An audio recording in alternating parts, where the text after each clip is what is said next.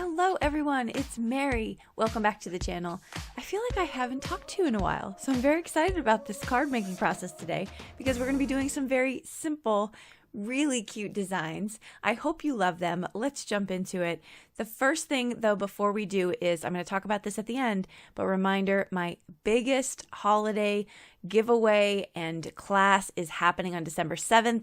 More details at the end and below in the description, but I sure hope you can make it. It's going to be an all-day crafting event. But let's not take up too much time there. Let's jump into this. So I'm going to be playing with the enchanted paper pad today.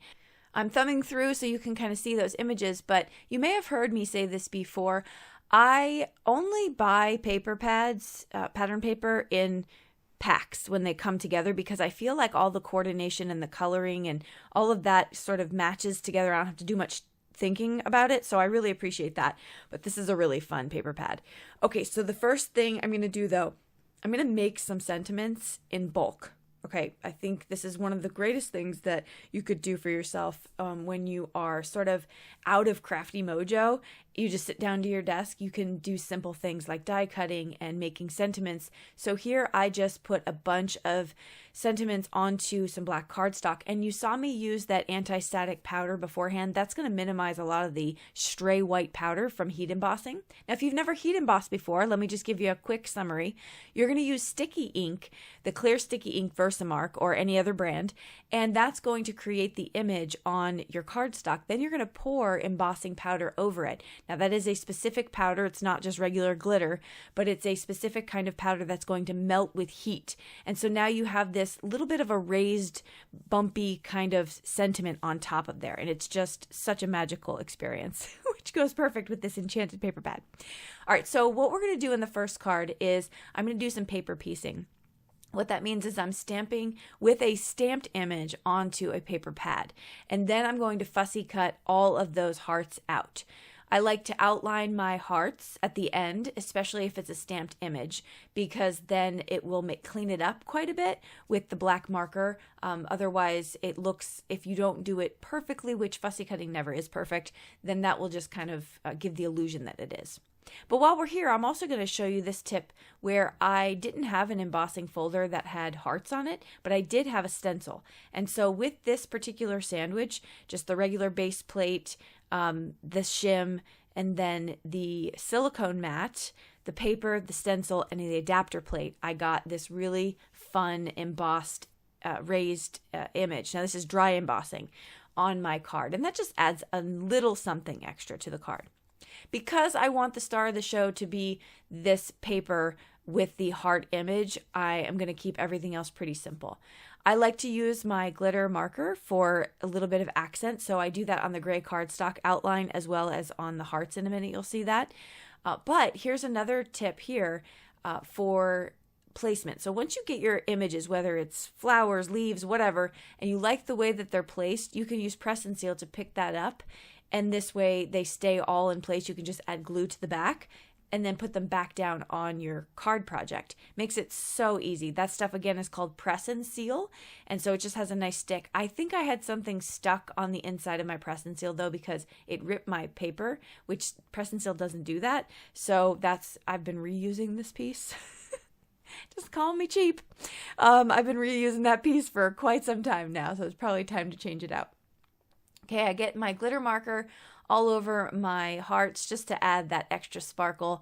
And I love that Be Mine sentiment there at the bottom. It's nice and bold. It has a beautiful font for both kind of the boxy letter as well as the scripty kind. And then I'm just going to draw in very simply some balloon strings right here. So that's going to finish off this card. This card is done. I'm not going to do too much more. I know I was tempted to, but I walked away from it. And there we go. That card is finished. I like to call that a clean and simple, and then you have a nice focal point with your balloons at the top there. All right, moving on into the next card, which is, dare I say, even simpler to make. And that is those extra pieces of cardstock that I had left over from the hearts. I'm just going to cut strips out of them. And I love doing this because it's very simple and I don't feel like I'm wasting my cardstock. Now, I probably could have put those aside for even bigger usage. But for this, I just thought it was fun. You don't have to cut them any specific type of size. You can have some thick, some thin, it doesn't matter. And because this is all from the same paper pad, they coordinate beautifully, like I said. So I basically just have to lay them down. And that's what I'm doing here. I'm just taking each of the strips, putting a little bit of glue right across next to the strip that's already down there. And then I'm just going to lay them across. So you can see this process kind of unfold. I speed it up a little bit. Fairly simple. Now think outside the box when you're doing this, because I'm doing this across my cardstock in this sort of to have like this focal point at the middle of the panel.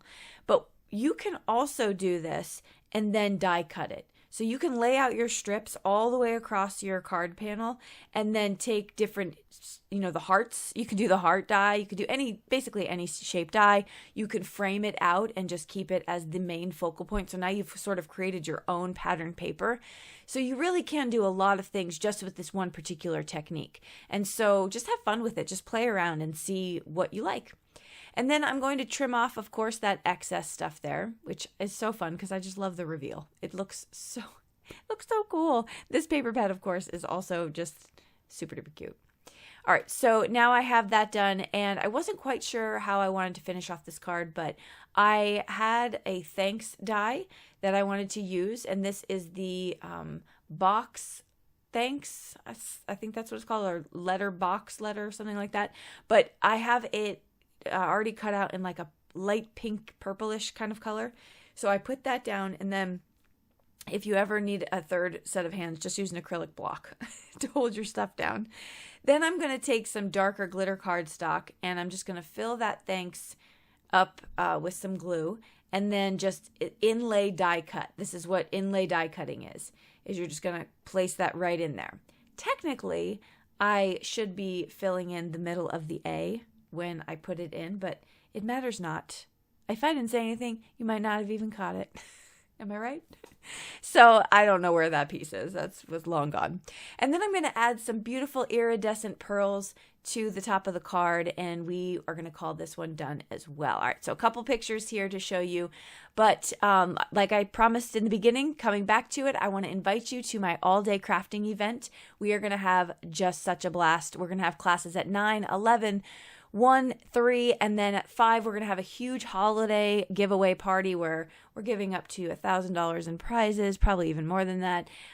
You get to pick what you want to win. You get tons of instructions, pamphlets, projects. We're going to be together. There's going to be lots of breaks in between, so don't feel overwhelmed. Also, you'll have access to the replays, so you can come live or not. And you do not have to be present to win a prize. So if you want to know more details about that, please click the link in the description box below. Last thing though, it's $25 to attend for the whole day. But if you are in need of community at this time of year during the holidays, are not always easy for everyone, please reach out to me directly if you can't afford to attend, and I'd love to see how we can be helpful. All right, I'll see you in the comments down below in the next video, or maybe in class. Bye-bye.